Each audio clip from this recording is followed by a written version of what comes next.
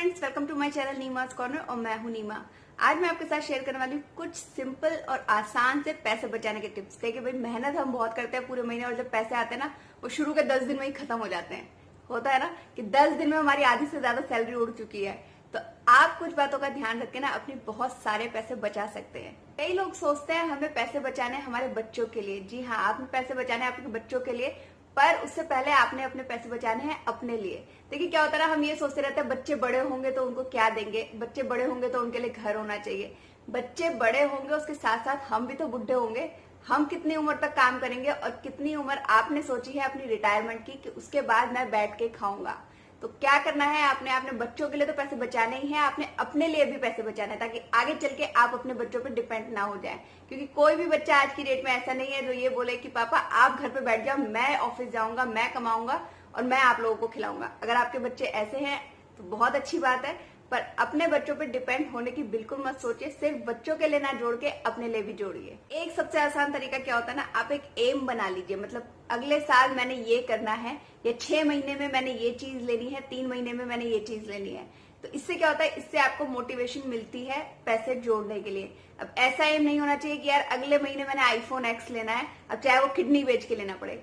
ऐसा नहीं होना चाहिए। एम भी हमें ऐसे बनाना है जो हम कर सकते हैं अचीव। क्योंकि एक बार जब आप अचीव करने लगेंगे ना ये एम्स को, अपनी ये इच्छाओं को पूरा करने लगेंगे ना धीरे धीरे, तो आपकी इच्छाएं आपको और ज्यादा मजबूत बनाएंगी पैसे जोड़ने के लिए। तरीका जो बहुत इजी है वो आप क्या कर सकते हैं, जब भी आप शॉपिंग करने जाए ना, अपने साथ एक लिस्ट बना के जरूर ले जाइए। देखिए लिस्ट बनाने से क्या होता है ना, आपको पता है कि आपने किस काउंटर पे जाना है और क्या सामान लेना है। मान लीजिए मैं बिग बाजार गई हूँ, मेरे पास कोई लिस्ट नहीं है, मैं पूरा बिग बाजार घूम रही हूँ और जितने ऑफर्स लगे हैं उन सब पे मेरी आंखें बड़ी बड़ी हो जाती हैं और मैं सारा सामान उठा उठा के ले आती हूँ। अब घर आके मुझे पता चलता है यार मैं वो चीज तो लाना भूल ही गई जो मुझे चाहिए थी। तो अब क्या होगा, अब मैं दोबारा से जाऊंगी और कुछ और सामान उठा के ले आऊंगी। तो हमेशा अपने साथ एक शॉपिंग लिस्ट जरूर बना के ले जाइए और कोशिश कीजिएगा कि जो ऑफर्स होते हैं, ये जो फ्लैट 50% ऑफ, 80% ऑफ, 90% ऑफ, ये जो ऑफर्स होते हैं ना, इनसे दूर रहें। अगर आप इनसे दूर नहीं रह सकते ना, तो आप एक तरीका अपना सकते हैं, आप ऑनलाइन ये सब मंगवा लीजिए। जैसे ग्रुपर्स वगैरह कई एप्लीकेशन आ चुकी है अब, जिनसे आप ये सामान सस्ते में, जी हाँ सस्ते में आप मंगवा सकते हैं और ये सब आपके घर तक पहुंच जाएगा। तो आप इन सब ऑफर्स से बच सकते हैं। अपनी सैलरी का एक पार्ट फिक्स रखिए जिसे आप पीपीएफ में या किसी एसआईपी में डालें। देखिए एसआईपी कई तरीके की होती है। नॉर्मल एसआईपी भी होती है जिसे आप निकाल सकते हैं, बट मैं आपको एडवाइस करूंगी कि आप टैक्स सेवर्स में डालें। क्योंकि टैक्स सेवर्स में क्या होता है ना, आपका कुछ टाइम के लिए लॉक इन हो जाता है, उसकी वजह से आप वो पैसा नहीं निकाल सकते हैं। क्योंकि होता क्या है ना, देखो भाई, अगर मुझे पता है ना मैं पैसे निकाल सकती हूँ तो मैं सबसे पहले वहीं से पैसे निकालूंगी। जैसे बैंक में मैंने पैसे रखे हैं, मैं सबसे पहले डेबिट कार्ड लेके जाऊंगी और पैसे निकाल लूंगी।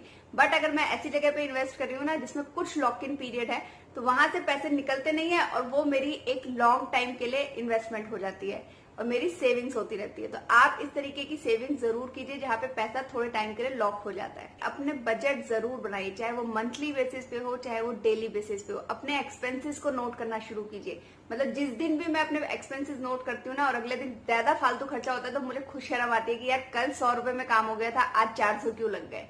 तो इससे क्या होता है, जब आप रेगुलर अपने ऊपर नजर रखते हैं ना, तो धीरे धीरे आपको ये आदत हो जाती है कि पैसे कम खर्च करने हैं। इसके अलावा औरतों के लिए स्पेशली कुछ चीजें क्या होती है ना, हम लोग पार्लर जाते हैं कराने के लिए, कुछ चीजें तो भाई करानी पड़ती है। थ्रेडिंग आप खुद नहीं कर सकते, बस मैनिक्योर, पेडिक्योर, फेशियल, ये कुछ ऐसी चीजें होती है ना जो आप घर पे खुद कर सकते हैं। तो इसके लिए आप क्या कीजिए, आप किट ले लीजिए और घर पे खुद कीजिए।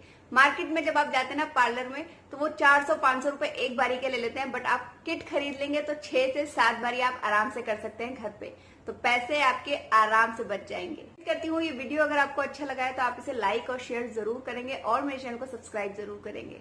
Thank you, thanks for watching.